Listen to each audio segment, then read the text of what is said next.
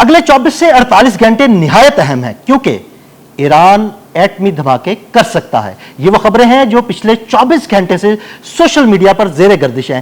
کیا ایران واقعی اگلے 24 سے 48 گھنٹے میں ایٹمی دھماکے کرنے جا رہا ہے؟ اس بارے میں میاں طاہر صاحب سے بات کرتے ہیں. جی میاں صاحب، یہ خبریں سوشل میڈیا پر زیر گردش ہیں کہ ایران بہت جلد ایٹمی دھماکے کرنے جا رہا ہے. اس میں واقعی کوئی صداقت ہے اور کیا ایران کے پاس ابھی یہ صلاحیت موجود ہے اسرائیل کے حملوں کے باوجود کہ وہ اگلے 24 سے 48 گھنٹے میں ایٹمی دھماکے کر لیں؟ جو ہمارے پاس انفارمیشن ہے وہ یہ ہے کہ ایران کا جو اٹامک فیسلٹی ہے جہاں پہ پلانٹ انہوں نے لگایا ہوا ہے it is very deep in sight. بالکل، وہ کہتے ہیں کہ 800 میٹر سے لے کر 1000 میٹر کے اندر زمین کے اندر ہے.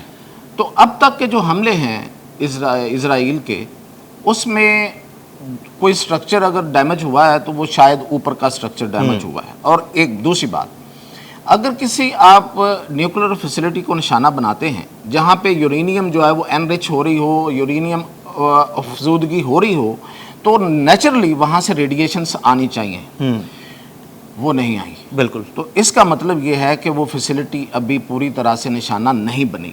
تو کوئی نہیں کہہ سکتا کہ اسرائیل کامیاب ہوا ہے. دوسری بات یہ ہے کہ اسرائیل کے پاس اگر یہ صلاحیت ہوتی تو وہ پہلے کوشش میں ان فیسلٹیز کو، ان علاقوں کو جہاں پہ وہ جو بنے ہوئے ہیں اٹامک پلانٹ، ان کو پوری طرح سے نشانہ بناتا.